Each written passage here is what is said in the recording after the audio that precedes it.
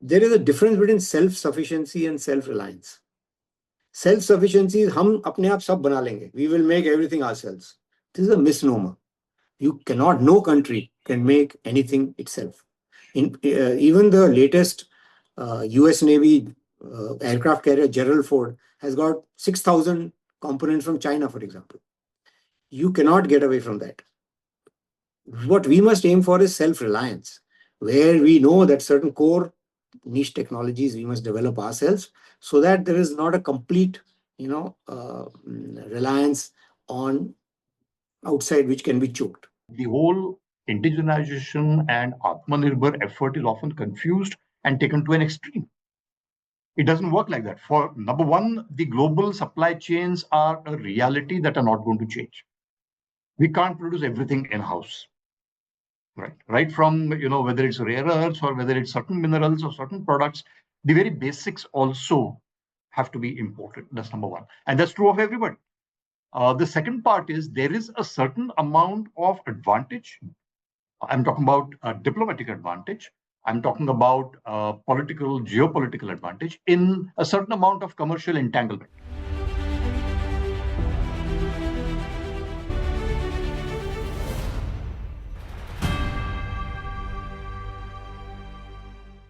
Hello, very good afternoon. Welcome all of you to the first panel discussion of role of Make in India in the India-Pakistan conflict and in Indian entrepreneurship and what is the road ahead. So welcoming all the esteemed panelists, Admiral Karambir Singh sir, 24th Chief of Naval Staff.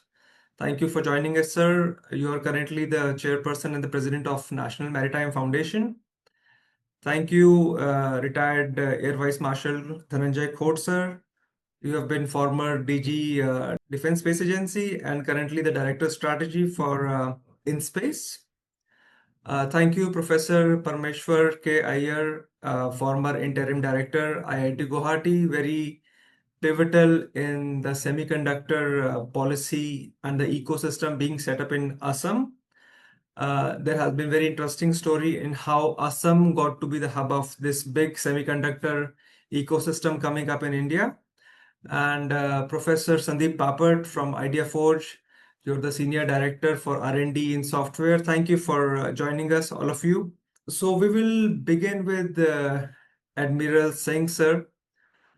Sir, this 4 days of conflict between India and Pakistan has brought a lot of things to the changing face of conflict, the proxy war merging into the war. And at the same time, there has been other conflicts happening, the current, the Russia-Ukraine conflict, which has been going on for a while. So kindly shed us some light on what do you see, what is different in this conflict from the last conflict we had between India and Pakistan, let's say, for example, in Kargil. Thank you, Duke. It's a truism that, we always prepare for the last war. And this is sometimes a failing in our military and strategic circles. We always expect that what the enemy did the previous time will be followed up again the same way, and we'll fight a kind of a conflict on certain parameters that closely mirror what happened in the previous conflict. This doesn't happen. And whilst that is a truism, second thing is that we need to observe what is happening all over the world, not only in Sindoor, but what is happening in Russia-Ukraine war, what has been happening in Azerbaijan-Armenia conflict, and now what is happening in Gaza and thereafter in the operations Rising Lion. So all these have to be watched very carefully by people in uniform and think tanks like the one I am heading, and certain methodology of how conflict is presently being undertaken is to be studied and analyzed in our context. So therefore, and I'm sure that the military is doing that, and we've always been doing that. So when we saw Operation Sindoor, we have seen that. In fact, I don't want to comment too much on Sindoor because people are a little sensitive about it. But I would like to comment. I think from the tactical point of view, or the way the battle in conflict in Russia and Ukraine has evolved, we see that drone warfare has gone into a very, very sophisticated kind of warfare that not only involves buying equipment, but how to tactically, operationally deploy them. What are the kind of countermeasures that have come in place? The importance of software. I think we've got an Dr. Bapat here who is looking at software. Software is something which is enabling warfare to drone warfare to a great degree.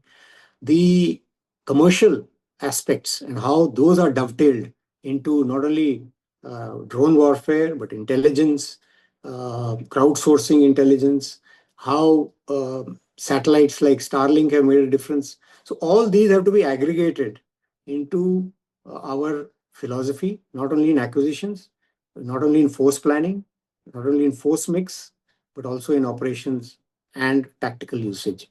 Similarly, what has happened in Rising Lion, for instance, uh, the military has to evaluate how we have to get into ordnance centricity versus vis-a-vis platform centricity. We have to get into network centricity vis-a-vis platform centricity, and the role of precision, long-range precision strikes, or weapons or vectors that have been used. Similarly, the politician or the national hierarchy has to study this from whether Russia's war aims were overambitious, or were they trying to use industrial age tactics in an information age? Is the way Israel and the US handling from the larger strategic point of view, whether their war aims are correct, whether is it only to remove the nuclear uh, facilities in Iran, or is it to get rid of the hierarchy, whether this is possible or not possible? In Gaza, whether you can get rid of an ideology or and keep pounding the place till there is nothing left. So all these have to be studied by all of us and incorporated into our force planning, acquisitions, and strategic, operational, and tactical thinking. Having said that, we should also know that the enemy will adopt newer technologies, tactics also. So we've got to be very careful not only to have an offensive plan, which is normally we respond to what the people like Pakistan or China will do. We've got that kind of, we don't want to initiate anything. But when we respond, not only when we respond, how to secure our assets and our critical information infrastructure and everything else, which is more suited for present day. Very interesting. Thank you for setting the tone of this conversation, that there is a lot of ambiguity coming in war, especially with the new technologies. Somebody who could probably make a drone could also use it with a little bit of adaptation, especially when you're trying to attack some installation. You don't need to have a heavy duty capex expenditure to develop, let's say, when we are talking about fifth generation aircraft. An aircraft, we have AVM Khote sir here with us. An aircraft is designed in a way, the design cycle itself is very long, the production cycle is very long. But compared to that, we have been seeing the extensive use of drones. Let's say in the Ukraine war, they went deep into the Russian territory and destroyed 41 aircrafts, and at a very minimal expense. So I would also like to ask, sir, I mean, I will come back to this question, but thank you for setting the tone that the nature of warfare is shifting very rapidly. And now to attack installation, unless we have um, counter mechanisms to stop them, attacking any installation has become very easy. And the onus of defending probably is becoming more and more expensive.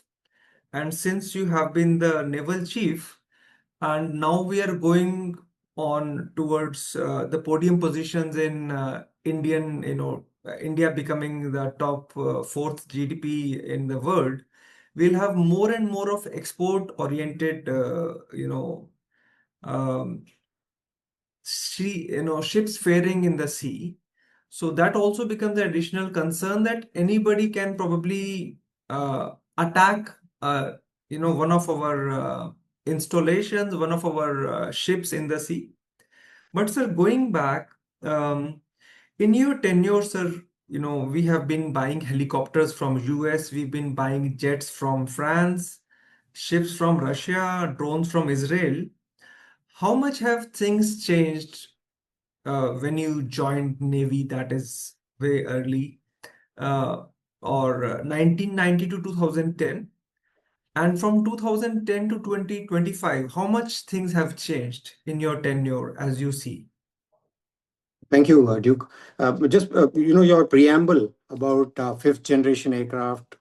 First of all, I think we have to understand it's not about fifth or sixth generation aircraft, but it's about the next generation of the combat kill web that we should focus on. That involves not only the platforms, it involves how well linked a platform is into the network. Basically, if you try to imagine a kill web, it is a you do not look at platforms as platforms. You look at them as ISR2 nodes. That is intelligence, surveillance, reconnaissance, response nodes that make up this combat kill web. So fifth or sixth generation aircraft, the advantage is that it is even better linked to this network. That is where it supports the fifth or sixth generation kill web next generation kill web that I'm talking about. When we look at drones, you need not get fascinated by that drones is the be all and end all of warfare.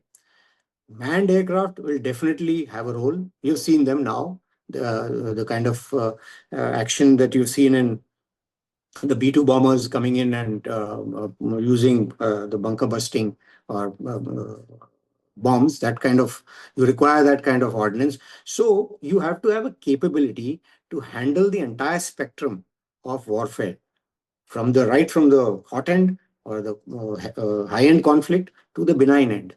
And manned aircraft is not going to be manned or unmanned. It will be manned and unmanned. And therefore, manned unmanned teaming or MUMT will acquire importance. Now, presently, there is this view that, a drone is very cheap and it can, the anti-drone weapons are very expensive. But that is quickly changing. Today, with directed energy weapons coming in, you have almost a limitless ability to take on drones at $1 a shot. Because so now when ships start getting anti-drone directed energy weapons, they have almost limitless magazine capacity, and they will have the ability to take on these drones. There are certain factors which India is trying to resolve, which is basically the movement of the ship, the roll, pitch, and yaw, etc. So I just wanted to that was your preamble, so I thought I'll address that. As far as you are saying, what has changed? Frankly, change is the only constant in life. And in the defense landscape, if you don't keep evolving and keep up with times, you are going to become redundant, because technology itself is a moving target. Secondly, it's a competitive the arena that you are entering in when you are talking of warfare. So, as far as India is concerned, we were not sort of dormant in the past. The desire and the efforts to have our own platforms has been on for a very long time. So you said Russian ships. Yes, we were getting Russian ships in the 1980s, but if you remember, we had started building our own ships in 1960s. That is when, the old ambassador which your father must have owned, that was being built then. And the Navy started the Directorate of Naval Designs in the 1960s.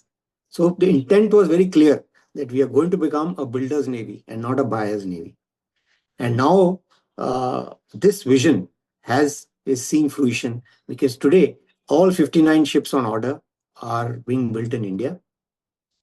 The last ship that we are getting is Tamal, which has just got commissioned, which I think is going to get commissioned in Russia. But having said that, it's very easy to crow about being a builder's navy. But fact is, in a ship, there are various components. We put them under float, move, and fight categories. So in the float category, which means the hull and the superstructure and etc., the larger metallic part, we are nearly 100%. We got our own steel. In the move, which is engines, we have some way to go. We have started making diesel engines under license. We have also started going in for our own diesel engines. The integrated full electric propulsion is something that we are learning from the British and trying to co-develop. And in the fight section, we have done a lot of co-development, including our BrahMos, including a Barak, and various other. So the intent is there. And if you look at submarines also, we started with the license production, and now we have shifted. And if you see our nuclear submarine program, the ATV program, it started in 1970s.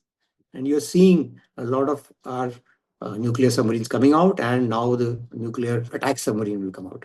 Similarly, helicopters. Army, Navy, Air Force has been using Chetaks, for instance, which I also flew since the 1960s. So they were license produced, and we were using. In fact, ALH is now a part of all 4 services, including Coast Guard. The NUH program, of course, started in 2004, but hasn't seen much movement. That was supposed to be on the strategic partnership model, which we can talk about later. In fact, even fighters, the LCA, Navy was the first one that started funding the light combat aircraft. But we realized over a period of time that the progress was very slow, and the HAL was still trying to address 1983 ASRs, which we thought was too late for the present. So we've gone in for a twin-engine deck-based fighter, which hopefully will come out in a decade or so. Similarly, drones, we've already started building our own smaller drones, and even in the HAL, where we have done a combined acquisition for Army, Navy, Air Force of about 30 odd Sea Guardians, we are co-producing. And most importantly, and drones are new entrants, so that is what has happened now. And most importantly, the networking and the CMS, the combat management systems, that has been a focus area, at least of the Navy, under an organization called VESI. We have managed to make our own combat management systems.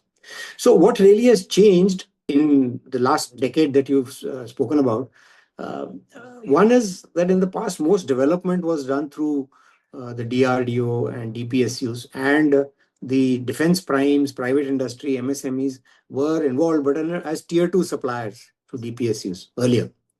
This has changed. And today, the defense ecosystem is a much bigger. It involves many stakeholders like DRDO, DPSUs, PSUs, private industry, MSMEs, startups. This has changed. The strategic partnership model, which was started in sometime around the 2015, has now come in to force. And if you see that the 75 India, the submarine that we are making, is going to come under the strategic partnership model, which is meant for actually private industry, though of course somehow the DPSUs have also put their snout in. The second thing that has changed is that our defense partnerships, international partnerships, have now, instead of buyer-seller, we've got into more of co-development, co-production with our international partners. You see BrahMos, you see the MR-SAM, MF Star, the HAL, all these are examples. And earlier we had something called the DTTI with the US, for instance, Defense Technology and Trade Initiative. That was government to government. That has now changed to something called the INDUSX, which is industry to industry. That is industry-led. That is the second change. And third change, the budget. They have made provisions for more, kept a certain percentage for domestic production, and of that certain percentage for private industry. So this is what I think has changed in the since then, though the desire and efforts were on right from 1960s. Having said that, I just want to put one caveat. There is a difference between self-sufficiency and self-reliance. Self-sufficiency is हम अपने आप सब बना लेंगे. We will make everything ourselves. This is a misnomer. No country can make anything itself. Even the latest US Navy aircraft carrier Gerald Ford has got 6,000 components from China, for example. You cannot get away from that. What we must aim for is self-reliance, where we know that certain core niche technologies we must develop ourselves, so that there is not a complete, reliance on outside which can be choked. So we have to have methodologies like, for example, we need to have two different, for diversify our sources of supply, all that to get more self-reliance. And I think whether we go this decade, next decade, or next to next decade, we'll have to procure certain technologies from abroad. So it'll be a mix of indigenous and imported, co-developed or co-produced. That is going to be the situation. Sir, Thank very you. well said. Thank you so much for a very, very comprehensive overview of how things have been shaping up in Navy. And also, probably this is a reflection of overall defense forces. One question which I had in my mind, sir, is that from DTTI that you mentioned, we have also been going towards IDDM, that is indigenously designed, developed, and manufactured. And given the changing geopolitical situations, for example, when post-COVID, the world did not want to do its sourcing from China. So the whole of the manufacturing setup kind of spilled over to East Europe, to Southeast Asia. Vietnam really did a lot of good job in getting itself steeped up in the aerospace supply chain. So how do we see these changing relations? Plus, at the same time, when we are talking about having a in-house semiconductor policy itself, or semiconductor hubs, or we have this Srijan list where we are talking about component level indigenization. So, do you think that this is a dynamic mix where we outsource based upon good relations, good bilateral relations with a country, but at the same time, we have to develop in-house a registry of manufacturers that eventually, in time of conflict, in time of unprecedented contingencies, we are able to fall back for critical components. How does this mix between, jointly developing critical sub-assemblies to trying to have in-house complete solution set vertically integrated? How does is this work, sir? As the chief, I think you will have a very good view of that, and probably good sight into the future, that how it will shape up, how these kind of initiatives will shape up. Yeah, this is an interesting question. But see, first of all, it's not a binary that we have to make everything ourselves or we are completely outsourced. It's something in between. It has to be a mix of looking at what are your critical technologies, which one you try and do it yourself. If you can't do it, go through things like the Initiative of Critical Emerging Technologies in the US, wherein you co-develop these technologies so that you have certain know-how on how these technologies are developing. This DTTI, IDDM was always there.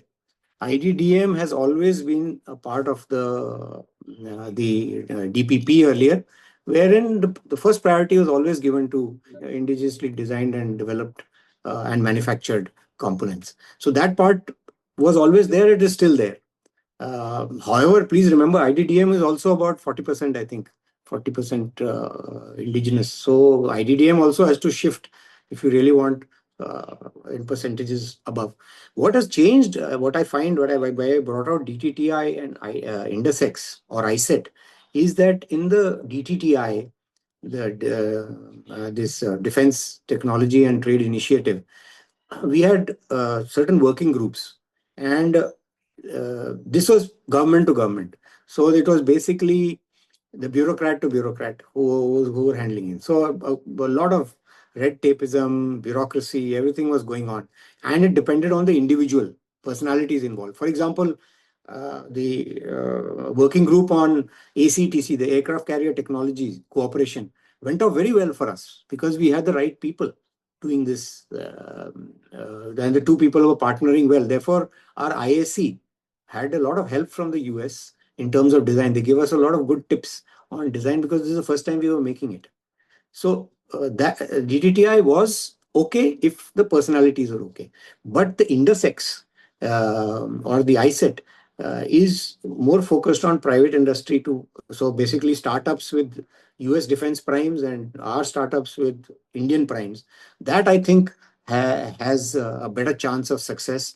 And I think the only way to resolve this issue is one, make a list of critical technologies which you want to completely build in-house. If you can't, then have it co-developed. If you can't, then if you're procuring certain important technologies, please diversify your procurement sources so that if one fails, at least the other is available. And this is just the broad what I can pitch in. I see a little bit of it reminds me of the chessboard. So I'll request the expertise of Air Vice Marshal Court on this, and I think this is question to both of you, leaders in defense forces looking after very key institutions. It's a very it's a situation that when the world is trying to develop a fifth generation fighter. And what they are trying to do is not to just develop it fifth generation fighter or let's say indigenized aircraft carriers run by electric propulsion or future navy as you talk about. And at the same time, defense is one of the biggest export. Uh, we are getting we are going ahead with the defense export, which is not to the comfort of lot of existing contractors, defense contractors globally. We are really going very well. So how much of cooperation can we see to the point currently our defense export is only 2% of the global defense export. But do you think when this goes to 5% or 10%, we will be expecting less cooperation in developing our own platforms, whether it's fifth generation fighters, whether it's aircraft carrier? So this inflection curve, where will it tip? Is a hypothetical situation that all the programs where we are having foreign collaboration, till what time will we expect this collaboration to continue? And should we be self-sufficient in major platforms by this time? Is there a critical window? I would request AVM Court, sir, if you want to shed some light over this, and then we will come back to Admiral Singh. Thank you, Duke. Good afternoon, Admiral Karambir, sir, Mr. Bapat, Mr. Iyer. Privileged to be on the panel with all of you. Okay, if I understand the question correctly, you're looking at the playoff between global exports and expanding global exports market versus what impact that will have on the collaborations that we need to further our own indigenization efforts. There is definitely a balance point. There is definitely a playoff. However, there are 2 or 3 different things that I'd like to highlight here. The balance that is being sought is between 3 or 4 factors, and some of them have a mild conflict between them, and some of them don't really, link in a manner that is confrontationist. First of all, your export markets may not be the same as your collaboration sources, right? For example, right now our exports are going up. We have made a fair amount of progress over the last 2 to 3 years, breaking the record of the previous year in terms of defense exports. But what are these defense exports at the moment? At the moment, they're fairly low order things. There is a certain amount of ordnance that we are exporting, right? We're really not there in the high-tech areas. Okay.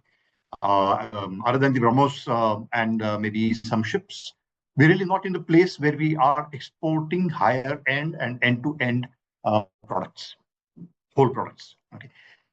So that market is quite different from where we see collaboration to further our own indigenization or technological advancement efforts, right?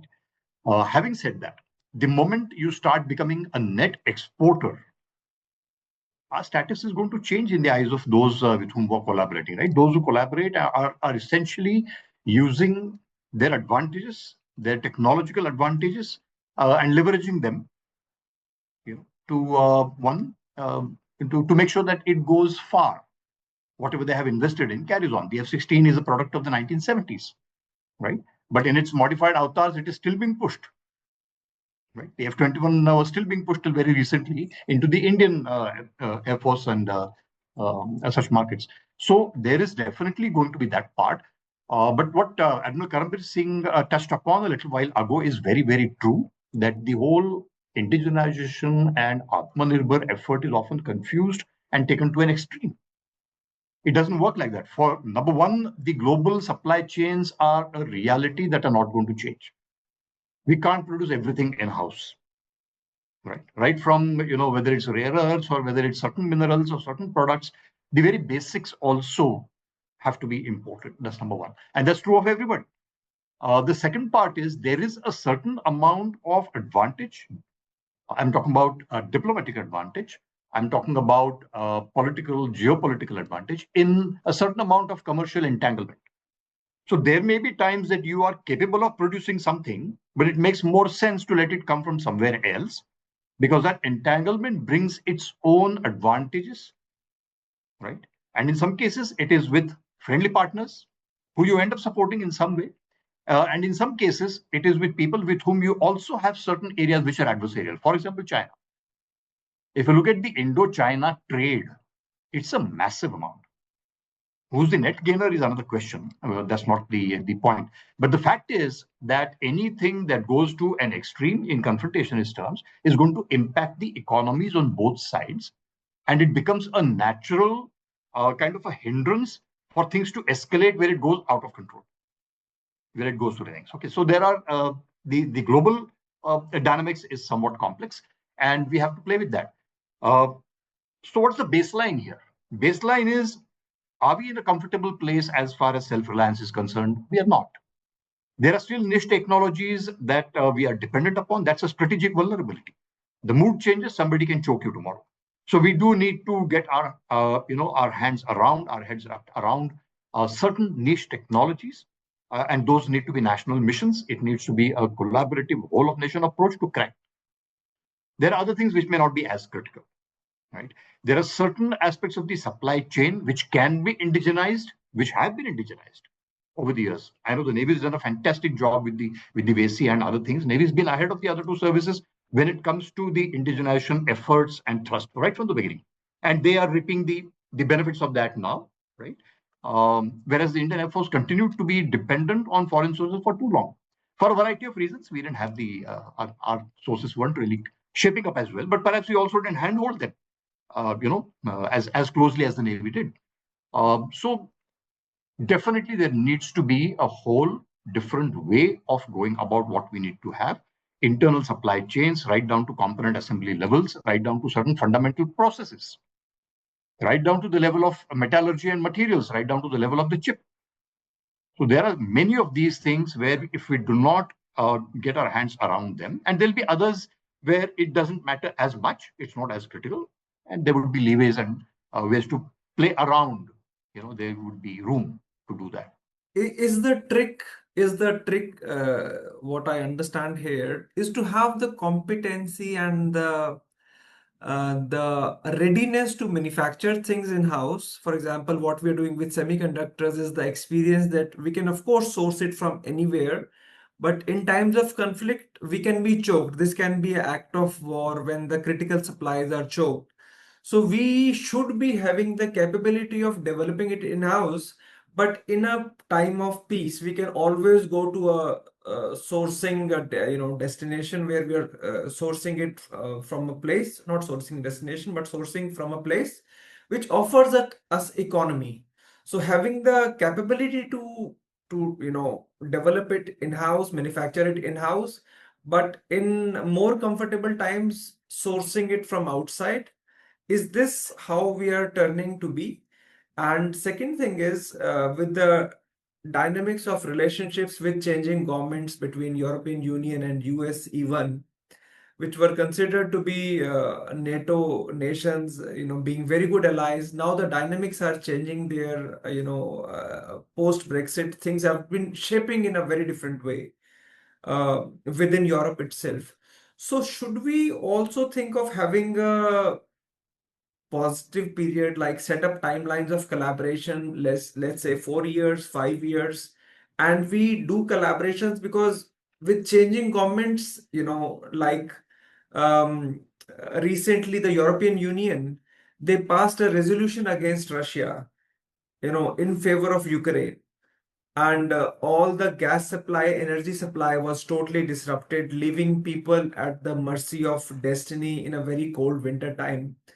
So those traditional allies, concepts, are also changing. So they should also limit us to some timeline within which we develop or have joint development programs with other nations. There should be some period of consideration. I get I think the first part you're talking about is whether a model where you're doing peacetime outsourcing versus a crisis time, self-reliant operations, or suddenly augmenting. I don't think that makes either um, economic or practical sense, because it doesn't work like that. Because if you have the capability, that whole industry has to be kept alive through a demand supply cycle, right? Otherwise, it's not going to survive. People will move out of there. So capability is not a capability until it is producing at capacity. A capability in a lab is not capability in practice. It is the capacities and the dynamic nature of that is what makes it alive. That's number one. Number two is, can we also build in a certain amount of surge capability? That is the question that we need to address ourselves to, because there may be a requirement, as you saw both in the Ukraine-Russia case and also in the Gaza case and otherwise, that these are long conflicts.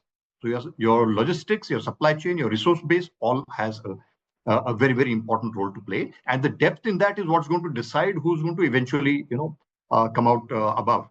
And the important thing here is the industry's capability to carry out surge productions to meet targets for what is being either destroyed or disabled or is required to augment is extremely important. And that is a peacetime activity which has to be planned, which has to be prepared for, which is where you're storing, warehousing, your supply chain assurances, all of that has to be done. And more importantly, it even has to be war game. And there are times when we must, kind of do that. As far as collaborative development efforts and whether they should be time bound, yes, of course. There have to be aggressive timelines on it, because nothing can be done at leisure. Everything that we want as of yesterday, actually, isn't it? And we would like to have that state reached as soon as possible. And you're absolutely right that the mood can change. And if you look at how complex the whole international thing has become, it's simply not as simple as the allies and axis powers of World War II or the Soviet and NATO blocs of the Cold War. Everybody's got some kind of linkages with somebody, and where a friend of a friend may not be a friend, and so on and so forth. Even right now, if you look at the Russia, Ukraine, Iran, Israel, US, and all of that, there's a meme floating around on it. It's extremely difficult to make out who's allied to whom when you go one or two layers beyond. How do you deal in a world in a situation like that? So it's a complex situation, and obviously you would like to place aggressive design and development plans. You must, right? And while the going is good, while the iron is hot, is when we must get our money's worth. Thank you. Thank you for a very detailed, very elaborative understanding, forming a great base. I'll go back to Admiral Singh, sir. Admiral Singh, sir, what do you think of the word traditional allies in the new military supply chain, given the new geopolitical context? Before I go back to our next question with you, I want to continue this. I want to have mature highlight, another perspective to it. What do you think of this word traditional allies in terms of military partnerships? Does it have a meaning anymore? See, there is a certain comfort in using this term, but if you look at, be realistic, uh, all this depends on the national interests of the allies. whether you are, whether you or whether it's Russia, there's nothing permanent in this whole issue. And what we have decided, we understand the problems in alliances, etc. Therefore, India has gone in for, instead of being non-aligned, it's gone in for multi-alignment. They are multi-aligning themselves with various countries, not taking strong positions in issues which are internal to the country, so that we keep this in this contested times. If to maintain, pour oil over troubled waters, as they say, you've got to be tread the middle path. It might sometimes feel as if, oh, you're not taking a strong stand, etc., etc. The fact on ground is, only if your national interest is affected, then you really move.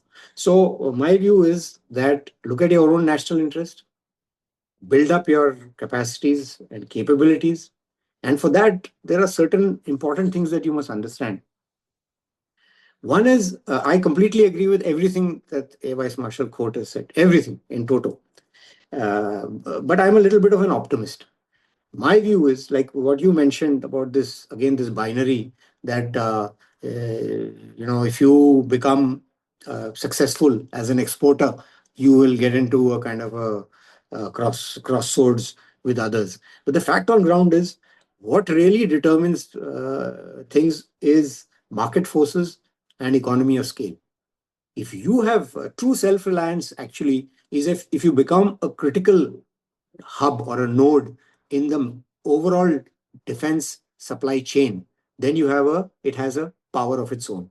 You are able to control things. Maybe if you, for example, if I start making all the fuselages of the Apache, or if I start making components of the Boeing, and if I am the only person who's manufacturing, then of course that gives me a kind of a heft in terms of deciding. So you'll see this, that whether alliances have happened or not, it is the market forces that are determining how the large primes are moving. For example, there are a lot of mergers. The smaller fellows they're getting merged. There are a lot of countries that are doing co-development. I think India is perhaps the only one that is trying to make an aircraft on its own. It's not possible. So we have to actually, and it's not actually making on its own. We are collaborating for various technologies with others. So I think we have to focus, one, on building up our capacities, capabilities. We must focus on playing to our strengths. Tomorrow's warfare is going to shift from industrial warfare to algorithmic warfare. It's the strength of your software that are going to make a difference. And that's why I think we've got an R&D specialist on software, and I'm sure he will tell us much more. Secondly, so that is our strength. We must work on that, because even old industrial age weapons, when, for example, a dumb bomb can be made a smart bomb by fitment of an electronic unit to it. So that is where we must work on our strength, so that we become a critical part of the global supply chain. And that is self-reliance. Second thing that we must do is work on R&D. If you see the Chinese, they have focused on manufacturing R&D. So they manufacture the best components, and therefore they get economy of scale because everybody buys from them. That is how they become the manufacturers to the world. Are we going to do that? We are far behind in R&D. In fact, Amazon spends more on R&D than India does. So this is the situation that we are in. So we have to work on this issue. And like ABM Code said, we have to get into co-development. Co-development has to be done. There is no time window and all that, because we have to move fast, because technology is a moving target. You have to move fast. So you have to move at the pace of technology. So co-development has to move at that pace. There is no, then the technology will stop for us and for the next 3 years, and then we'll do co-development. Co-development has to be an ongoing process, which we'll have to get into. And I think that is the way we have to work on. Another thing that I really want to bring out is that if you have commercial applications, commercial tech, like I said, Amazon is spending more on R&D. Today, commercial tech, defense technology was ahead of commercial technology. But today it's not the same. Commercial technology is ahead. Gone are the days when DARPA made the internet and Siri, etc. Today, private and commercial R&D is ahead. So wherever you can get equipment, electronics, which have got commercial application, and you put them into our own, then you can have the search capability because you have a larger uh, consumer base or customer base. These are some points that I thought I'll just put across. So that's a good one, really, sir. Thank you so much for that. Now that you bring it up, sir, the commercial aspect of technology, and since you being the head of defense and naval forces, and I was talking to Dr. Bapat yesterday regarding how's Idea Forge planning to get more towards the military side. And my understanding is that the dual use doesn't have to be that a military technology has to have a civil use, but also a civil technology, because it's an age of modular development, modular design and development, should have a military aspect as well. So, what do you think in terms of vision for future? Would you like to say to Idea Forge in terms of developing drones, because you're already talking about commercial technology and they are more into the commercial surveillance aspect of it. But if tomorrow Idea Force has to develop, let's say, loitering munition, so what would you be suggesting to them from the aspect of Navy or points of collaboration? Let's say tomorrow VESI has to do a collaboration with a manufacturer like Idea Forge. What should be their top 3 steps that they should be looking into? Idea Forge, I'm sure, knows exactly where the opportunities are. That doesn't And know more than you because no, you no, no, no. talk about it. Anyway, what I would recommend is, since you've only spoken about drones, drones have got so many applications. I would just advise Idea Forge to study the Russia-Ukraine war. It is amazing at how much difference drones have made. For in each section, or if you look at, say, artillery, the HIMARS, which was using drones bought from Amazon to give accurate targeting. Drones have been used now. They have moved to FPV drones with fiber optics because to avoid jamming. So today you find in artillery, normally battlefields of the yesteryears were littered with shells. Today the battlefield is littered with FPV drones with fiber optic cables. Today, the Silicon Valley, 30 to 40 of their products have been put there, and they are actually seeing them in battle, how they are performing. In fact, I met Eric Schmidt some time back. He was the founder of Google. He was the CEO of Google. He was sitting there in Ukraine and finding out where are future technologies involved, how the commercial software through drones and their own uh, we have UDI. They've got a similar thing called, I've forgotten the name. They have incorporated crowdsourced intelligence for their drones. So they call it Uber for artillery, Uber for drones. This is the kind of way that drones are shaping up. There is more focus today on attacking drone operators rather than drones. And what are they using? They're using commercial software which is available on Android. So this is where the drone warfare is going. So my recommendation to Idea Forge, and I mean you are in the R&D, and I'm sure you will really enjoy reading, is to read about this Ukraine war.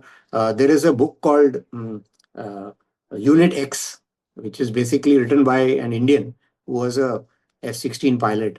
It's a very interesting, lot of things he's brought out that is happening, and there are various other books that are there. So I suggest that we do this so that we look at, for example, drones for armored corps, drones for artillery, drones for infantry. The army chief has said 1 drone, 1 soldier. And I was speaking to a Ukrainian drone operator. He said, no, 6 drones per soldier. That is where we have to go. So I suggest we look at this. Industry, you already know there are a lot of drones are being used for agriculture, like the Drone Didi program of the Prime Minister. So a lot of things that we can take from there itself. What they realized is the drones in agriculture are using sensors to tell them what is the water content and what is the soil suitability for different crops. The same technology, slightly tweaked, can be used to fly over minefields and tell you the exact location of the mine, where the soil has been dug up freshly. So, I think, sir, so there Mr. is, Bapat is taking notes. yeah. So it's such a fascinating field. So we can go on and on in this So thank thing. you, sir.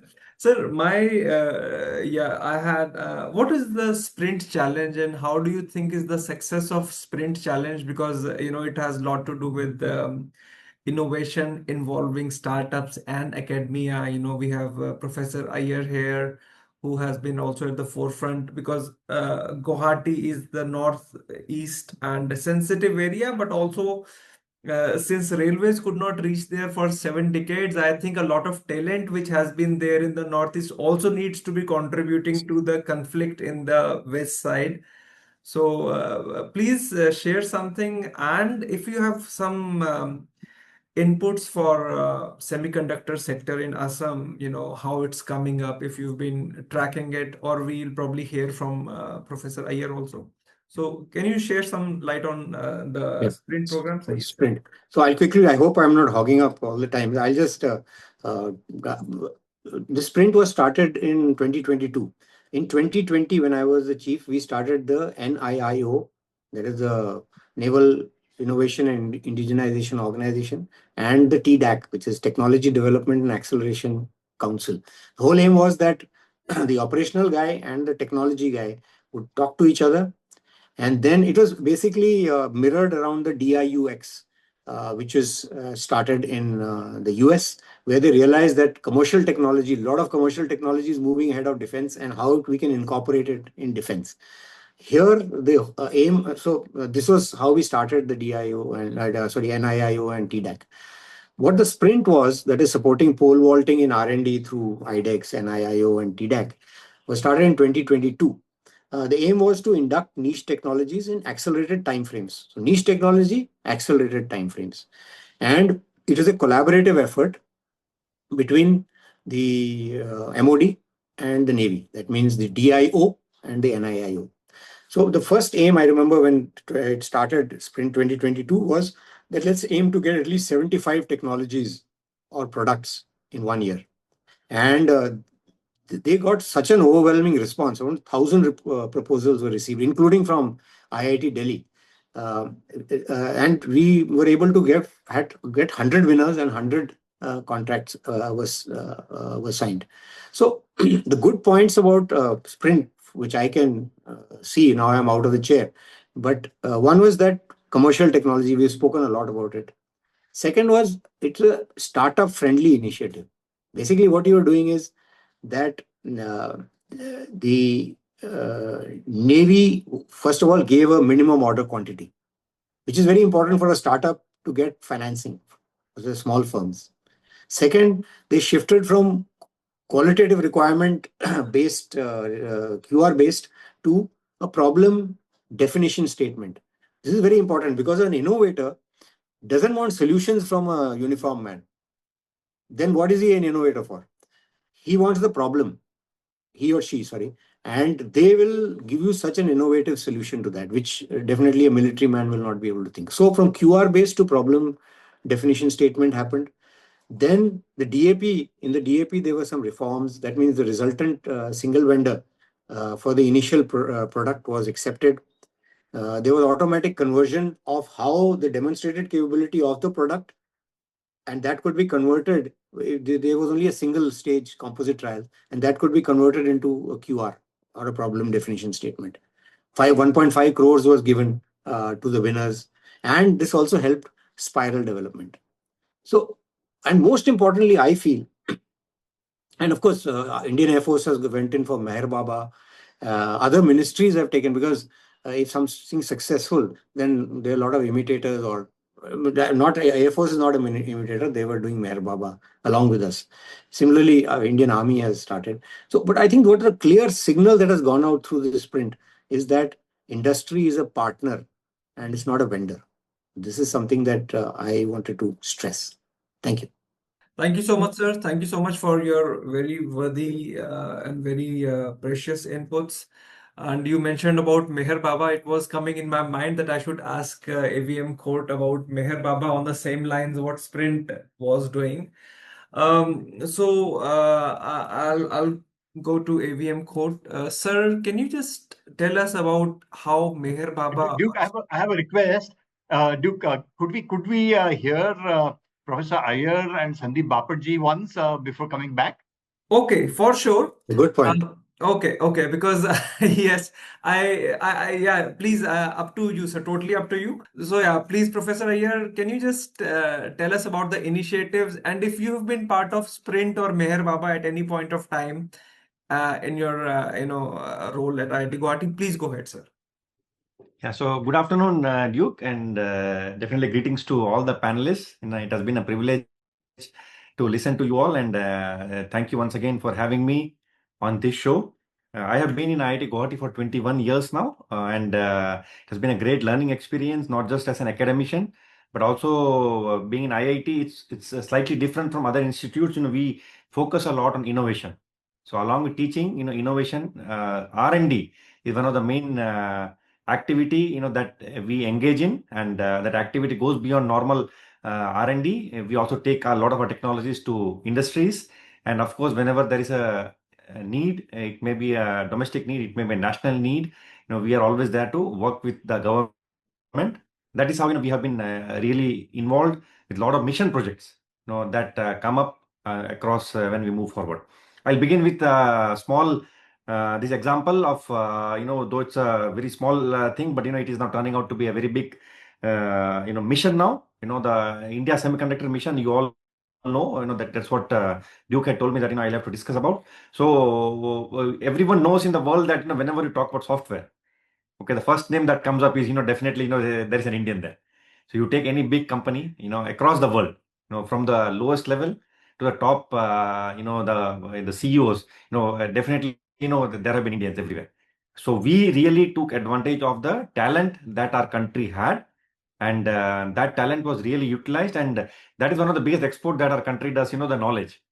So people in India, we really are knowledgeable, we are hardworking people, and that is what has happened. We, spread across the world, and that talent that was there when the world was taking forward to develop, not just software part, but converting the software into a proper technology, and that's where the Indians were, the knowledge of the Indians were used, and they are now, the biggest companies or biggest technology or the deep tech companies in the world. Now, relating that directly to the the present scenario of the semiconductor, which as you all definitely know that it's considered to be the next oil. Okay, the semiconductor is considered to be the next oil. The crude oil. Whenever there is a discussion on this closure of this Strait of Hormuz, it's going on. First thing we discuss is what will happen. To the oil reserves that we have, will it be sufficient or no? But semiconductor is again the same thing. That if we don't get certain components, our AVM quote mentioned about the rare earth. Okay, that is one of the things that is used in a lot of different components in the semiconductor industry to make devices, microchips and all. So, if we don't get the rare earth, what will happen to the automobile industry, which is a very big challenge, but definitely a lot of other industries as well. So, there are challenges in getting the basic raw materials from a lot of different countries. And, this again point was mentioned that, it's not just one country going ahead and being self-sufficient, Aatmanirbhar, but it's a collective effort from, a lot of countries. A lot of materials come across the world to a certain place to, develop. One of the very basic things I would again highlight is the iron ore. Okay, maybe half a decade ago, US was consuming maximum iron ore, and from that iron ore they were making different kinds of iron, steel, and everything, which goes in the manufacturing of almost everything. Okay, including automobiles, and that's where they were giants. The shift we saw, China started exporting most of the iron ore from across the world, plus other metals, and now today, they are the top of the ladder, we can say, in manufacturing or in producing, most of the metals or metal-based industry that is there. Same thing comes to the semiconductor industry. We know that today, when you talk about the semiconductor, the number one country or number one place in the world where the semiconductors are produced or who are leaders in this is Taiwan. Because more than 65% of the semiconductors that are produced, it comes from Taiwan or Taiwan-based companies.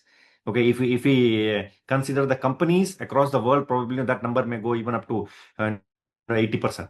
So this is really a very huge number. Whereas the same technology, if you see the contribution from India today, the manufacture of semiconductor, we are probably less than 1%. Okay, but the positive aspect in that is, in the semiconductor, the entire ecosystem, which of course our country, through the mission we are trying to develop, we're trying to strengthen, is that the 20%, of the effort that goes across the world in design, it comes from India. So we are very good at, designing of the semiconductor chips and all other, designing that is needed for the advanced application of semiconductor. So today, if we have the strength of 20% designing of the chips, which goes in all the applications of the semiconductors, to translate that into the next level. Okay, the manufacturing, the fabrication, and of course the packaging, the industry that is coming up in Assam. Definitely, to translate that to the next level, a lot of effort is needed.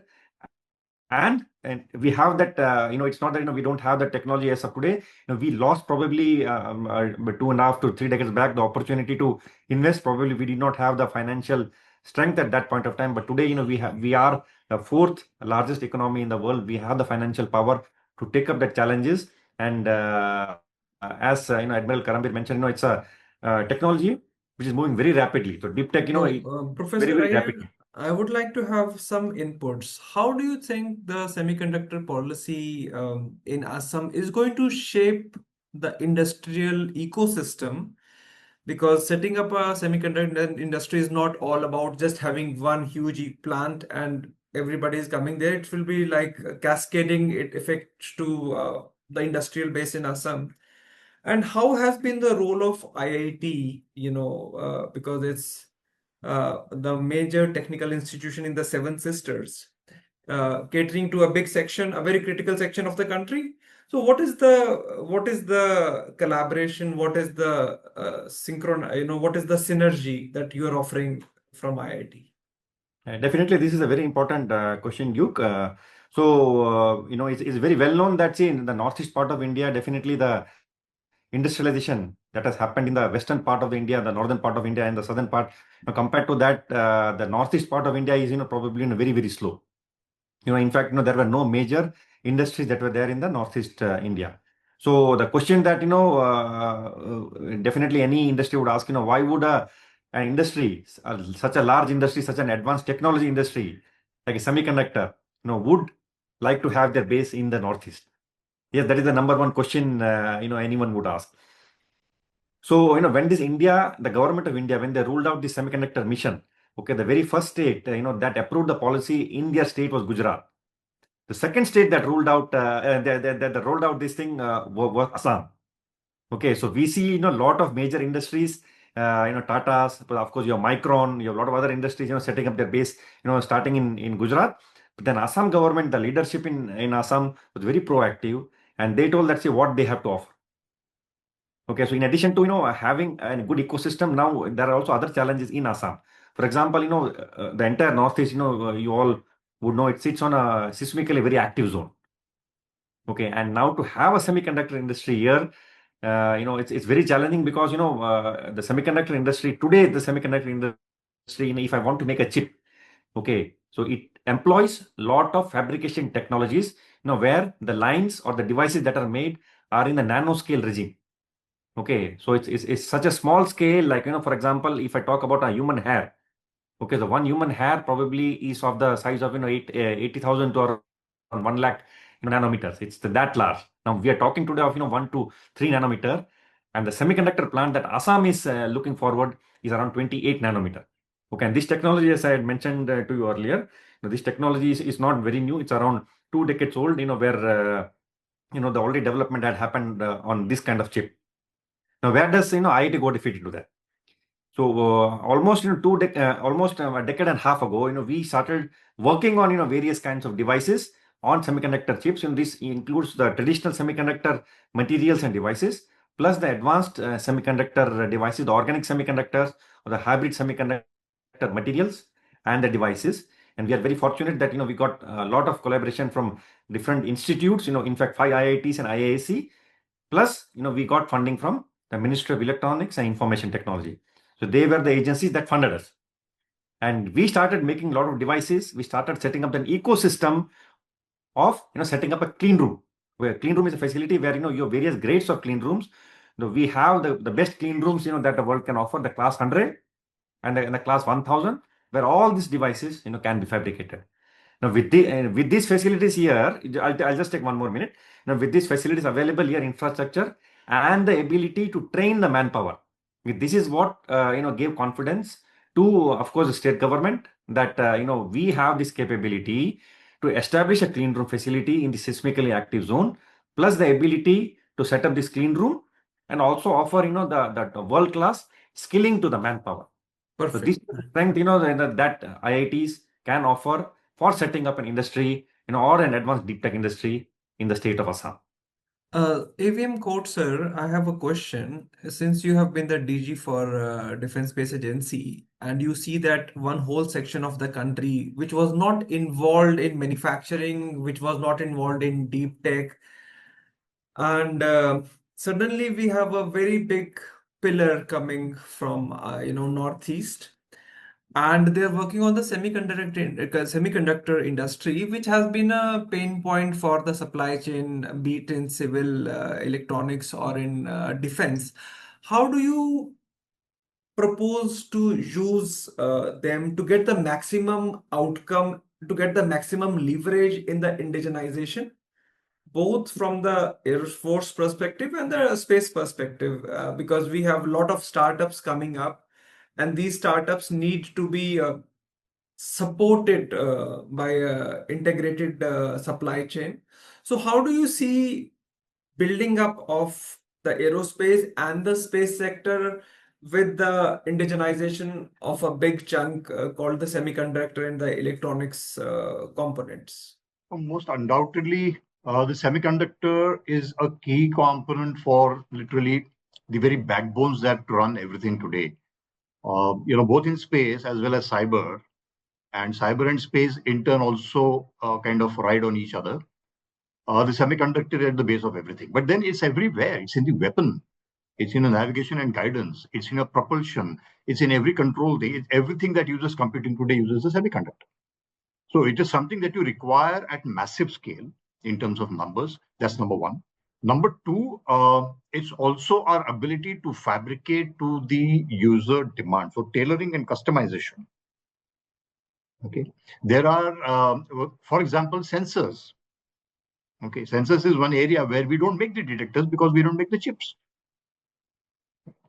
Another thing to remember is, our struggle with the semiconductor thing, and we have started with a lot of lag, is that, like the professor brought out just now, we are still at 28, and people are talking about far, far thinner kind of, nanometric parameters here. And so we still have a long way to go. So how do we do this? How do we leverage it? Number one, we have to crack the basic technologies. How we do that? Different people in the world have done it differently. We have to collaborate. We may have JVs. We may do whatever we require, transfers of technologies, wherever that can come from. And like all critical technologies, there are denial regimes, very subtle denial regimes in place. There will always be, ways to make you struggle harder. To give you an example from space, Gagarin went up in space in 1961. Right? In 2025, we still do not have the technologies which can make human spaceflight dependable. Right? So no one shares the niche technologies. You have to struggle and get them yourself. It's the same as nuclear technology. Nobody shares it. So we have to scale. We need much, much more in terms of the infusion of capital, also in terms of talent. We have to bring back some of our people. And that's something that I'm looking at space and several aspects of the cyber world. And we just have so much of our talent which is elsewhere. And some of them are coming back because of the increasing entrepreneurial opportunities. And some of them are coming back because India is looking like a much better destination when they were, in economies which have started to decline. So that is one way. But unless we have the appropriate mix of talent, right, technology, manufacturing capacities, and they must be distributed. They must be in multiple different areas. Gujarat is going in for a big way also with the Tatas there when it comes to the chip, and so is the Northeast, which is very, very encouraging. All of this we are going to have to do at scale, and I won't stop at the chip. It's not only the chip. Chip is only one example of a variety of different niche technologies which we need at scale. For example, if you look at the Navik chip, okay, if you look at indigenization of the PNT technologies, the GNSS technologies in country, because right now there's nobody who makes them in the required quantities. That's why we don't have user devices. We have satellites spinning in space, but we don't have the user devices. By this time, the entire country should have been flush with Navik devices. They're not there, right? It's only the DRDO and DHL and a few other small, niche strategic users who are tapping into it because we don't make the chip. And we need millions of these because they're going to go into all of your IoT networks and devices. They're going to go into just thousands of platforms. Every vehicle is supposed to have one. The guided weapons are going to have them. Every rocket will have. We're talking millions. So that's the kind of scales. But do we have the manufacturing capacities at the moment? No. So these are areas we need to focus if we want to leverage the growing or the imminent strengths in chip manufacture as it shapes up.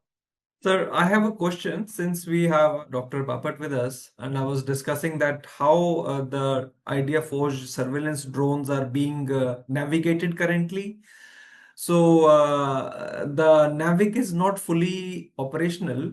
So between since you are sitting with the strategy in space, leading strategy, what do you think are the steps for total application of Navic in coming months? How many months we have to see before God forbid we have another conflict? But if we do have, is not really timed. So how much time do we see before our drones, let's say Idea Force drones, since he's here, will be totally guided by Navic, and what are the gaps? And if these gaps can be addressed to, let's say, academic institutions like IIT Guwahati. So is there a direct line where we have a challenge, where we have the, the private player manufacturing, and is there any technical challenges which we can solve with academia and R&D? Okay, let me start with the basics. The Navik system is not really non-operational. We had built up to a full 7-satellite grid by 2018, after which there was a moratorium on launching of further satellites until 2 basic problems were cracked. Those have now been cracked, and I was there as DG DSA when these were done. One was the encryption-related one, so that the restricted services are operational. And 2 was to actually make the handset, the ground equipment, because we didn't have that at the moment. And so people said that don't launch satellites until you have, at least got some basic user device going. That was one. Even the trials, we did extensive trials when I was DGDSA, along with the 3 services, 10-month long, all seasons, all kinds of terrains, all altitudes. Okay, naval and ship trials, desert, forests, Siachen, the works, summer and winter. And this was only with 4 operational satellites. And even then, the accuracies that we got and the stability we got was remarkable, far superior to GPS. That's number 1. Number 2, towards the end of my tenure there, NVS-01 was already launched. And now we are in the process of getting back to the basic grid of 7 satellites by next year. Okay, that's number 1. Number 2 is what's lacking or where is the gap? The gap is in our ability to produce the user end devices and services, for which we need to produce the Navik chips in sufficient quantities. And it is not only about Navik. Really speaking, the future is in multi-GNSS, which means in the same chip, you are able to work with GPS, GLONASS, Galileo, and Navik. Right? So that is what is happening. And these are already being produced with some help within India. Eleanor GS Systems has got some very elegant Navik solutions already. They're in the market. Accord is, got certain ASICs and things made for strategic as well as for commercial utility. So these things are right there and waiting for us to start. All we need to do is put in the demand so that these people can, scale up. And academia has to help them with the chip level work. There are 2 centers of excellence. One is a proper center of excellence, which is IIT Tirupati. There is a whole GNSS, center of excellence center already there. They do fantastic work. In fact, there is a retired Lieutenant General who's heading it right now. And then there is the University of Burdwan has got a very, very advanced lab on GNSS work. Okay, I'm in touch with the people who are working out there, and some of them are also becoming entrepreneurs. So the gap is simply not as much. The space segment will be up in full strength by next year, that is 2026 end. The ground segment is full and has been running for a decade or more. Okay, and both of these are taken care of by the government. So the industry has to do nothing other than produce the user end of things, the applications, the devices and hardware solutions that will bring the benefits to the user. Sir, my one question on a logistical aspect, this could be interesting that China has clusters. There was a very big example of this SOX cluster is going around, but China has cluster for everything. So why is not a design and a collaboration center in IIT? Like it could be any IIT or any institution, but not in IIT Guwahati, around which a semiconductor ecosystem is coming up. I mean, of course, it could be there is a already existing specialization in Tirupati, IIT Tirupati, but why not to have a cell module in IIT Guwahati itself? Because our work, that communication gap the slack will kind of go away. Have you considered that? It's just a thought. Yeah, it's a good question. And yes, a lot of thought has gone into it. I'll tell you some interesting developments that are taking place. A number of state governments are coming up with their own space policies, for example, or defense and aerospace policies, as well as plans. So they have 3 states already have announced policies. The other ones are on the anvil, including Assam. Okay, I was in Assam in January end for the space applications adoption workshop, a day and a half long, very immersive, deep dive thing, which has kind of cascaded into the Assam SAT being declared. Assam is, going very beautifully, very aggressively towards what they want to do with space. So is Gujarat. So is Karnataka. MOU signed with InSpace on all of these. In addition to that, Kerala has a space park coming up. Maharashtra has some plans. They've made something. MP is coming up very fast. And about 3 more states have recently contacted us wanting to do space manufacturing cluster work. So this is going to happen anyway. It's going to unfold. So logistically rational clustering should be the order of the day so that we don't duplicate. So we haven't quite come to that stage because each state will have its own plans. They are concentrating on certain functionalities and certain specialties to start with, which is a good sign. So Tamil Nadu, for example, is concentrating on the ecosystem which relates to the launch sector. Because the launch pads are nearby, Kolasekarapatnam is going to be the second launch port. Shar is not far away. So they want to do the rocket casting, the solid fuel, liquid fuel, the storages, the manufacture, and other components that go into the launch vehicle part. So that's a very logical clustering. Now, IIT Guwahati and the semiconductor and Navik is only one application. Semiconductors have applications from A to Z, right? So you can choose any particular area that is amenable, for which the area is amenable, for which the logistical and supply chain things are amenable. And those can definitely be incorporated into the Assam state's manufacturing cluster policies. Sir, I have another question to add within the same within the ambit of this one. Is that while so I'm into economic research and aerospace and space happen to be our area of interest, how clusters are developing and post-COVID, what changes happen.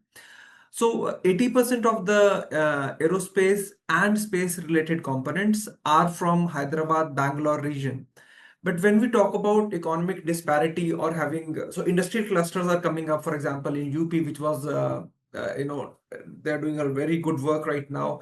Gujarat, which has been industrial, for a long time, is now getting into critical industries like aerospace and space. As the strategy director for InSpace, do you offer any insights to the state governments who are coming up with their space policy, industrial policy, aerospace clusters, or these clusters or policies are developing on their own? So this question is regarding that whether they are fulfilling into a hub and spoke central model feeding into the requirements of ISRO, InSpace, and the space ecosystem, or they are developing independently. In which case, eventually 5 years down the line, we will see that, okay, this could have been done better. So are there any inputs and strategic insights which are being floated from your a high office into the state department, so that the development is it's not that we are making a flyover and then we are digging the flyover to set up the telephone lines. I get the question. Yes, sir. Yeah. So the simple thing here is these things are quite in their infancy right now. A lot of them are on paper. Some of them, like Tidco and a couple other places, there is some movement. Our plans and strategies, I mean, not our, but plans and strategies evolve based on market forces, right? So if you find that peninsular India is kind of the hub of the high-tech portions, especially the aerospace industry and the space startups, you find the majority are in peninsular India. It's for a good reason, because initially the government developed it there because it would be far from the warring fronts. So all your flying training centers are in peninsular India because the wars would not affect them. Similarly, a number of large industries were brought up as the government strategy at the time in the 1950s in the Bangalore and Hyderabad ecosystem. So you find a large number of national institutions and PSUs developed in this area. So automatically, 60 years down the line, you find that it is automatically developed into a hub and spoke ecosystems in this area because the primary logistical flows have centered around this for decades. Now, you break to current times and the activity that is emerging in areas which were hitherto not truly industrial hubs, but are now growing into that. And that includes states like Gujarat and Rajasthan. It includes states in the Northeast, right? So it's an emerging and new developing thing. So definitely what we see, and that is part of the strategic deliberations internally that are going on right now, is that the states and their policies as they evolve, a lot of them refer to us a lot. We are working with some of the states in evolving their space policy. So that advice and those insights would be available depending on how much dialogue there is between InSpace and those agencies. We would definitely like to play a role in rationalizing this with an eye to the future so that it develops on more rational lines, logistically more coherent, and economically more sustainable. Also, that the opportunity should flow into the areas where hitherto they have not been as common, right? But it's at the end of the day, market forces are not welfare oriented, right? And so market forces and the state governments and what they do will essentially be their sovereign decisions. But InSpace and other entities like InSpace, and that will include everything from Niti Aayog, it will include a number of other government things. There is a cognizance of what is in flow right now, what forces are in action, and what needs to be done to bring a certain amount of logical coherence and sustainability factors to it. Sir, thank you, sir, for this one. So here is my thought once again, that if this idea has not been considered, please take it, I would request you to take a record of that.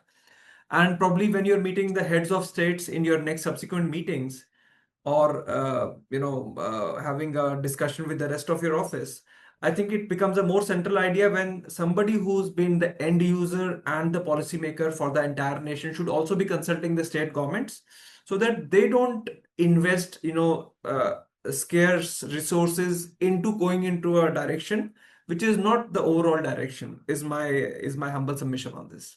Let me clear some things if I've not made it clear, is that the state government's policies are evolving in consultation with InSpace in most cases. Okay, great. Right. The initial policies on what can be done, what should be attempted, the regulatory frameworks, etc. What needs to be further developed is, because the state government doesn't decide exactly what industry is going to come up there. That is up to the entrepreneurs. That is the industry's pick and choice as to what I want to set up in Gujarat. So it's the industry which decides, okay, you're offering land. I want to buy X amount of land from you to set up this kind of an industry. He will take a look at the environment. He will take a look at what that state government has in terms of its strengths and supplies. For example, electricity. For example, transportation. Proximity to transportation hubs, etc., etc. So that is an industrial consideration which they are very competent to take. So we can't, in a very definitive manner, in a deterministic manner, dictate to people as to what they should do, but to make sure that the insights and the information is available, which is taking place already in a consultative fashion. In many cases, like I said, these are things that are still a little ahead. So, but all of it has to happen in consonance with or in consultation with InSpace for the principal things. So, at this point, I would like to state some data which I was compiling, that the fifth indigenization list, positive indigenization list, has 346 items, and if we indigenize these items, we will be, saving. We will be doing an import substitution of 1048 crore rupees. So I think that the data in which a state government wants to go also depends upon the entrepreneurs. For example, Gujarat and Tamil Nadu are offering extra subsidies for aerospace component manufacturers to be set up in that, that their respective areas. So this information coupled with the economic viability, that if you set up an aerospace park and we want to probably have 2000 crore worth of components import substituted, will give an impetus to the state government to drive these things. So we need, when we are talking about reaching from 3.5 trillion to $10 trillion economy, every state government needs to be driven by the economic outcomes. They should probably take a kitty of the whole $10 trillion economy, that this is what they want to touch up. And in this economic budgeting, I think there should be a section of how much aerospace and space do you want to do. Does Gujarat want to do, for example, $200 billion of aerospace? Or if it's, for example, currently at 60, do you want to reach at 200? This is the economic goal. This is the kind of import substitution you will be able to do. This is the kind of exports you will be able to generate. And this is eventually going to help Gujarat to do this much portion of the $10 trillion. Same goes for Assam.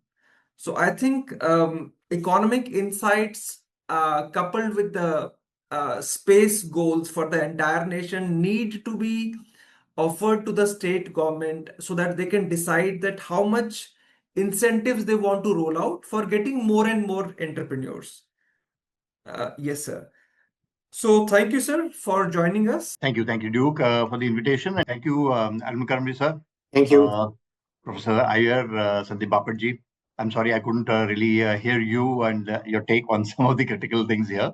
But unfortunately, I have a flight to catch, so I'll be taking your leave. Thank you so very much. Thank you, sir. It's a Thank you privilege for being on joining the call. us. Yeah. Thank you so much. Dr. Bapat, since AVM Court sir left a note that we have to have you. So if you want to just say something, and maybe AVM Court can listen to Sure. what's So happening. I think thank you. So first of all, Duke, thanks for inviting me. It's a privilege to hear from this. And as you were saying, really, I was taking notes as Admiral Karambir and AVM Koth were speaking. So I think I echo a lot of the sentiments of the panelists that we need to look at, self-reliance, indigenization, sort of holistically, right? So there are subsystems in any complex system that we build, like UAVs.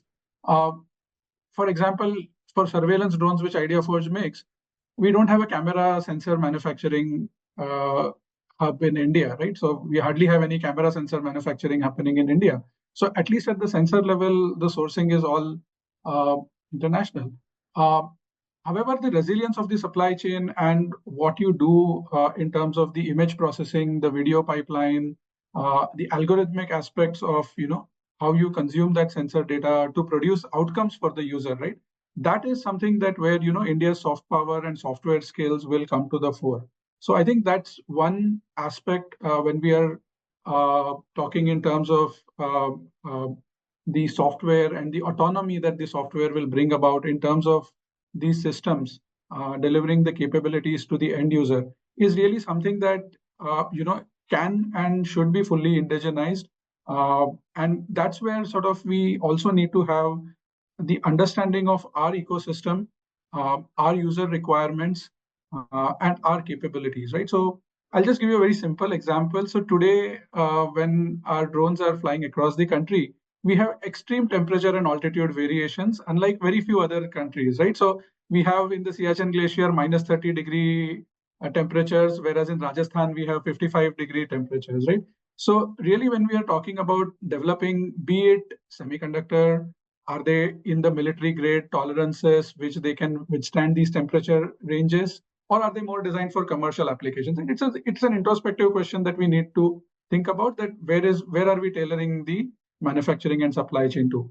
Likewise, whether it is the propulsion systems or the control software or the avionics, which can help your systems operate in these differing and wide range of environmental conditions, right? So that becomes a very interesting challenge and constraint, unique in some aspects to our country, which we need to solve to deliver a meaningful product and outcome for our customers, right? Likewise, when you look at the user behavior or the operator behavior, maybe Western countries have a greater history of operating or flying, right? The hobby pilots, and they have evolved from that. Whereas most of our customers may be having, say, UAV flying as an additional responsibility. So they are, soldiers or jawans in the army or various services who also have to fly drones. So really, when we are looking at scale of a pilot, as we see, as Admiral Karambir was also mentioning, and we definitely took a lot of lessons from the Russia-Ukraine war, and the skill of some of the FPV flying, right? So that skill is inculcated over time. So our approach has been autonomy centric, right? That the successful mission execution of the UAVs that we develop need not be dependent on the scale of the pilot. Can we build in sufficient layers of autonomy and fail-safes in our systems that really the operator skill is taken out of the equation? So our system should be able to be resilient, and our software should be intelligent, that it should be able to, anticipate all the failure modes and operate. And certainly a lot of the aspects which we discussed today, for example, the EW environments, which are becoming more and more prominent in every battlefield arena. So today you may have GNSS jamming, GNSS spoofing, communication jamming. So all of the resilience of these systems to be able to survive, not just survive, but operate and deliver meaningful outcomes to the end user, right? So the software and the intelligence that has been built into the system should be capable of handling these various failure modes without having a reliance on operator skill. So that's what sort of what we are trying to achieve through software capabilities that we can deliver to the end users. So, Dr. Bapat, my question was that you mean to say that your drones are designed for very least minimal human intervention or training, for operation, yes? That's correct. So I think that is one of the aspects about understanding the end user and customers, right? So, and also the operational dynamic, the deployment scenarios and their dynamics, right? So when you are in the middle of a very busy activity, obviously you want the system to be intelligent, to be autonomous. It should be able to, take off or navigate autonomously, handle any unanticipated events, and come back on its own. So the operator or the user should be able to focus only on the mission and the objectives and not the mechanics of actually controlling the aircraft, flying it, and so on. So a big part of our software stack is centered around the principles of autonomy. So at IdeaForce, we have 3 key pillars that define our products, which is performance, which is what I spoke to about, delivering the best-in-class endurance or flight times, etc., at these various altitudes and temperature. Reliability, which again comes to about successfully operating in these harsh conditions, and autonomy. So autonomy is Dr. basically Bapat, just one question I have here. Since you shared that most of the drones are of civil application, and you are moving more towards military application. So this question would be I think it's a very good moment to ask this question when we have Professor Iyer here with us. That and you also mentioned that there are no camera sensors, currently being made, so they have to be sourced. As the semiconductor hub is being developed with a very strong collaboration from IIT Guwahati, how are these kind of requirements that, okay, there are no camera sensors?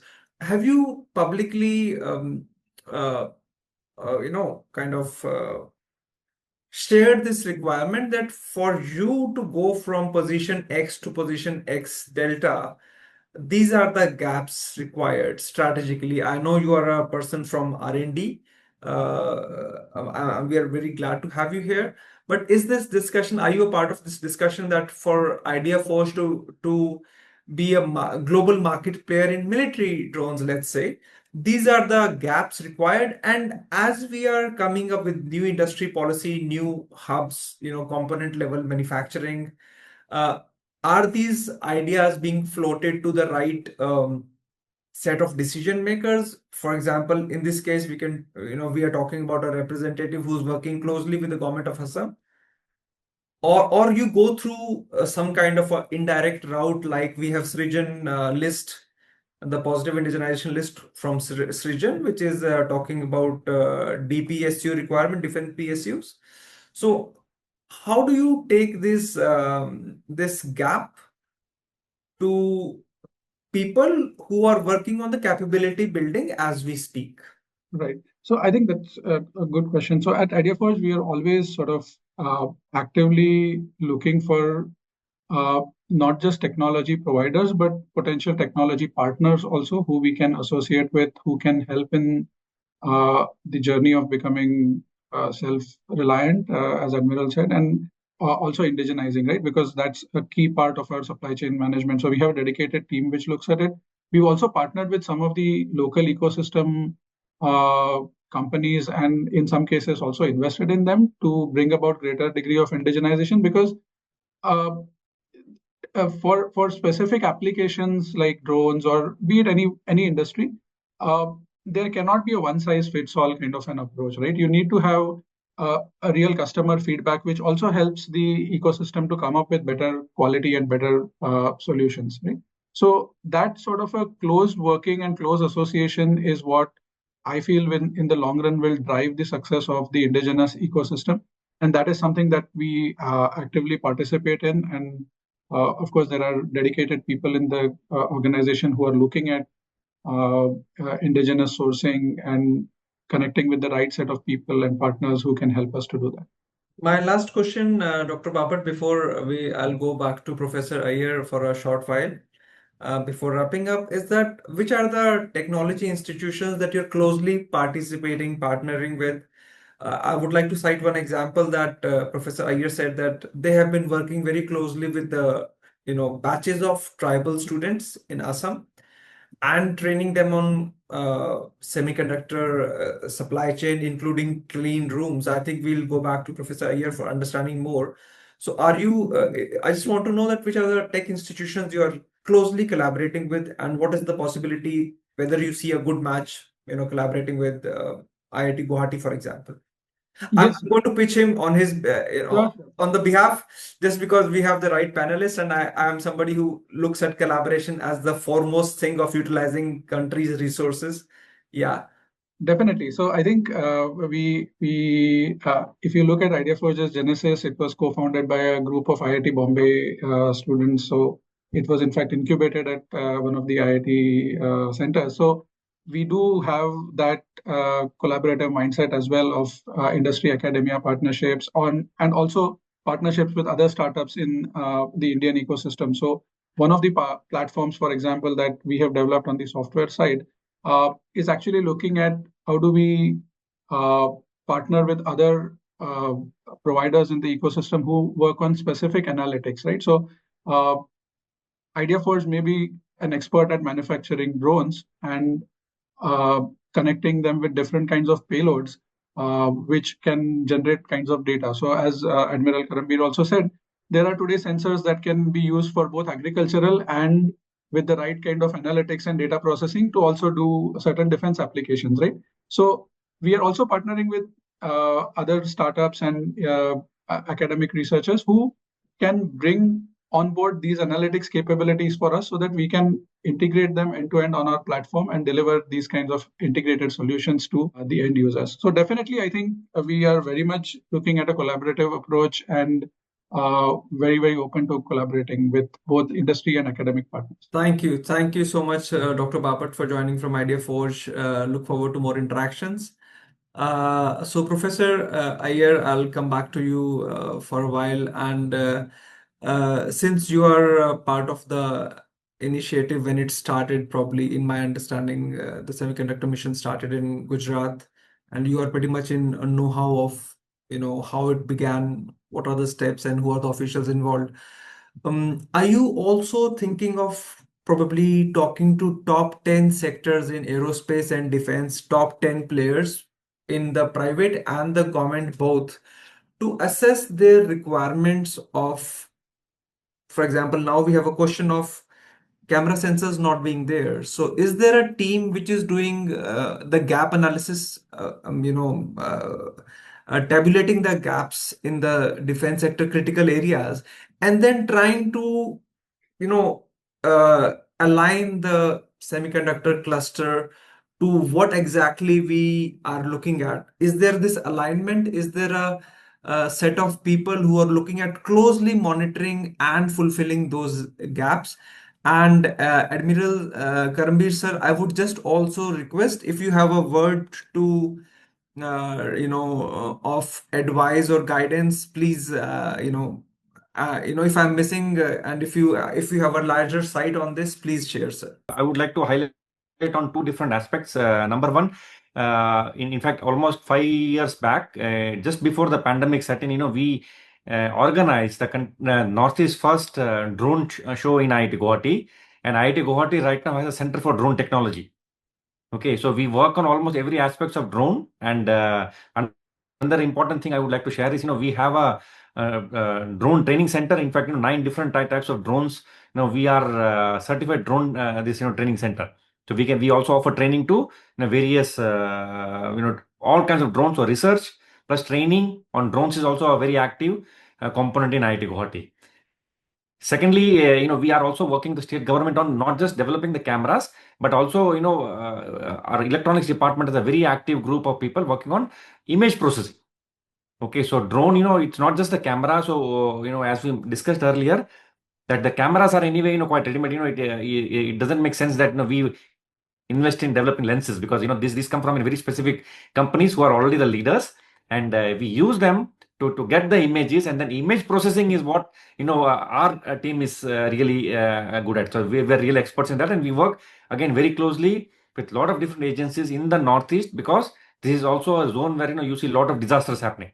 So in addition to the agricultural, in addition to the military, the disaster management and disaster response is another important area where the drones are playing a major role. So definitely IIT Guwahati is an important player or important partner in along with various organizations for the drone development and drone applications. In fact, 2 organizations which Dr. Bapat would know is the Marut Drones. The founder of Marut Drones is an IIT Guwahati alumni, and he is also incubated at IIT Guwahati. We have another company called Drone Tech. They are also again working with the defense organizations in a lot of different aspects. In fact, one of the founders of Drone Tech is a former defense person. So we have a lot of very good footprint in the drone sector also. Another important development that IIT Guwahati has initiated very recently is, in fact, 2.5 years back, we have signed a umbrella MOU with the entire Eastern Command of the Army, and we are working on multiple projects with the Army. So, and we also have a TIDF, a Technology Incubation Center here, supported by DST, that works on the underwater systems. Okay, so very important technologies are being developed into underwater welding for ships, and all technologies are being developed. So, we have a center that works on that technology. Plus, this year in 2025, we have established a Manekshaw Center of Defense Technology at IIT Guwahati. So we are as such open. We are to work with the defense organizations, with defense companies, and even startups. If anybody is interested, we are ready to join hands with them and to take not just the expertise we have in semiconductor technology, but other expertise that we have in, as I mentioned, the image processing, in disaster management, or another vertical very important technology which is coming up is the 3D printing technology. Okay, so most of today manufacturing, if I talk about advanced manufacturing or the industry 5.0 which is coming up, okay, the 3D printing is going to play a central role for that. So this is a very important technology where the convergence of various technologies, including software and hardware, is going to come up in a very big way, and that is where we can contribute. I hope I answered your question. If there are more clarification, I'm glad. Thank you for highlighting such important developments at IIT Guwahati. My question though was that, is there a specific task group which is looking for bringing for looking at the entire drone ecosystem, for example, across the country, every possible major drone manufacturers looking at the gaps they have in indigenizing, because we are spending a huge amount of money. Right. And we better develop those things which are in requirement. So my humble submission to the task group that is working actively is to collaborate with every possible, to reach out to every possible drone manufacturer, because we are talking about bottoms up indigenization, and check what are the gaps, so that eventually we invest in having the kind of outcome that is being required. Because often what happens is that a lot of entrepreneurs, they end up trying to sell what they've manufactured rather than trying to manufacture or strategize what is needed. So I think, yeah, this is my one point. And we will go to Honorable Admiral Karambir sir once again for his final guidance. Sir, you've listened. Thankfully, you've been with us throughout the whole discussion. So, do you have a word of, do you have suggestions or precious words of advice which could, make this whole discussion more productive, to all of us? Thank you for giving me this opportunity. Please, I'm really, was really overwhelmed with whatever I've heard and, the kind of inputs that have come. I've got a few, 2 or 3 bits of suggestions or recommendations. One was this idea of the center trying to parcel out what is, which state should take what. This I don't, especially when we were discussing the space sector. My view is that this whole idea of trying to centralize decision making and making, moment you put things into a bureaucrat's hand, you will have restrictive policies, you will have centralization and all these issues. To my mind, this space, cyber, software, these are, actually as a shot in the arm for the entrepreneurial people. So I personally feel, let markets forces, entrepreneurial forces determine how the supply chains are going to work, whatever is going to happen. Government, and especially in a federal structure such as ours, I think government, the job is to be enablers. And very often, by trying to centralize decision making and parceling out areas of responsibility, they end up becoming a problem rather than a solution. So that is one point I had. Second point I had was on drone-enabled warfare. Now, one is that, just to fly a drone, the skills, etc. But we have to look at it in a slightly a more holistic fashion on how we must operationally deploy and the kind of doctrines that we employ. For example, for that, it's very important that the services, armed forces, give the concept of operation to drone makers. How do they wish to employ them? Thereafter, the drone makers and innovators will sit and decide how they will make fit for purpose products. For example, I'll just give you an example. Today, we have broadly 3 types of drones. We'll have expendable drones, we'll have returnable drones, we'll have survivable drones, we'll have long range drones. These are different types of, so we have to have a suite of drones. So the government, the users will have to specify what they expect, what is the concept of operations. There is also what is happening. Professor spoke about, Dr. Has spoke about the software issues of EW. So here, what is happening today is the software today is being updated on an almost daily basis in Ukraine-Russia war. So how do we make drones in which the software is always in a pliable state or is in a state which is modular and open-ended, so that adding new technologies, new sensors, becomes easy. So this is something which the users will have to tell the drone operators that for an expendable drone, is okay. For a returnable drone, these are few other aspects that must be considered, or just state the problem. How do we tackle an intense EW environment across the border? when it goes across the border. So have a returnable drone. So this is one area where the defense services can definitely help drone operators, and this is where the requirement of talking to each other and collaboration. And the last point I just want to talk about is collaboration, which is your which you always said is a very important part of whatever we do. I completely agree with you.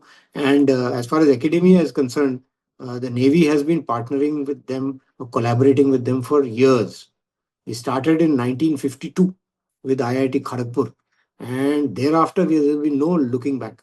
We've got a naval construction wing at IIT Kharagpur. That is what has enabled us to have the kind of expertise to design ships of our own.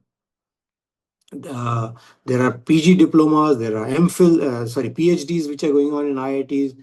Several R&D projects with academia are in the Navy is involved in, whether it is computational fluid dynamics or model testing of the new underwater XL UAV, for example, extra large autonomous underwater vehicle, or whether it is plume trajectory, etc. The IITs, IISCs are involved. We've got underwater domain, as Professor said, IIT Guwahati, IIT Hyderabad, IIT Delhi. In the communication domain, when we have software design radios, IIT Jodhpur, IIT Madras. In crypto, IIT Kanpur, IIT Bhubaneswar. There's a Center of Applied Research and Electronics, which was set up in 1977, and it has been there. So this collaboration is what we require, not more policies and regulations and trying to control things. This is my humble submission to this panel. Thank you. Sir, thank you for guidance. One last question, sir. I think this is what I wanted to ask, is that since the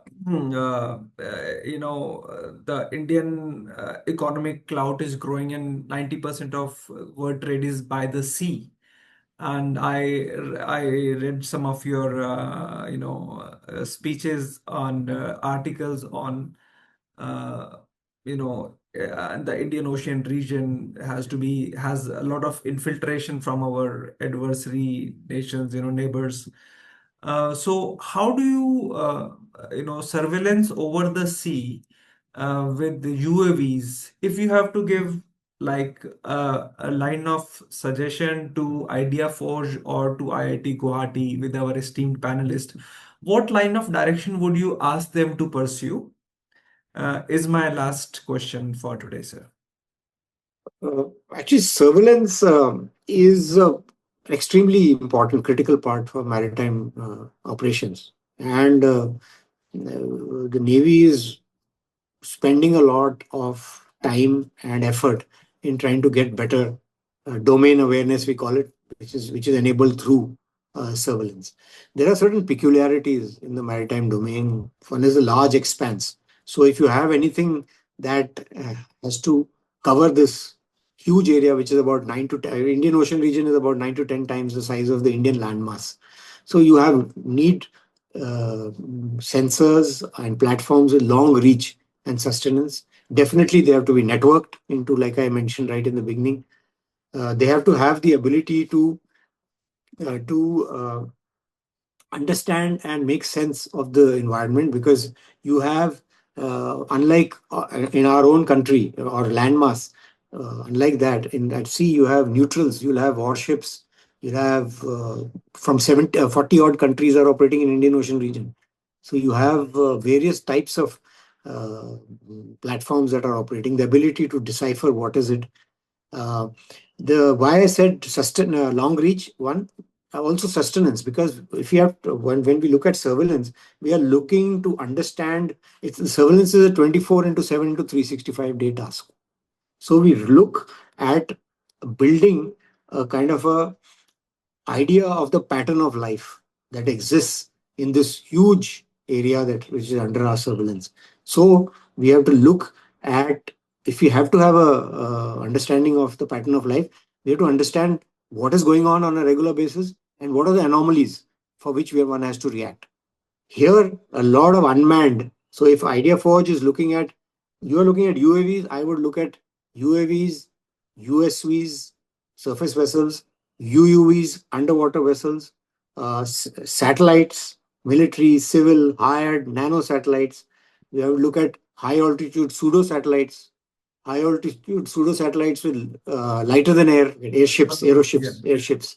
We will look at hails, high altitude long endurance. We look at males, medium altitude long endurance. We'll have UAVs, smaller ones with shorter endurance. You'll have for special force operations, you'll have small nano UAVs. You'll have one-way attack UAVs. You'll have USVs. You can have various things like you've seen in the Ukraine war, the Sea Baby, or there's one more kind of USV which is attack. In underwater, you will have moving UUV sensors, you'll have tripwire sensors. So it's a huge gamut of surveillance when you look at it. You're not only looking at it from the air, because air is not enough. You're looking at it from the space, air, surface, undersea. So this is what I would, however, try to broadly classify surveillance for the Navy. Thank you. Thank you, sir. Thank you, Admiral Karambir Singh, for joining us. It's a pleasure hosting you. Thank you, Professor Parmeshwar K. Iyer, former interim director, IIT Guwahati, very key to the semiconductor mission in Assam. Thank you, Dr. Sandeep Bapat, for joining us. So this is the first episode of Make in India and role of Indian entrepreneurs in the India-Pakistan conflict and the road ahead. In the second episode, we will have participation from DevTech venture capitalists and industry bodies like SIDM to understand. This is an ongoing dialogue, and the idea is to bring people in the who are the stakeholders in the whole industry. Every Indian citizen is a stakeholder, though, but the institutions which are at the forefront, and the idea is to set up more collaborative effort and to identify the gaps. So thank you. It has been it's a pleasure to have hosted everybody. Thank you, sir. Jai Hind. Namaste.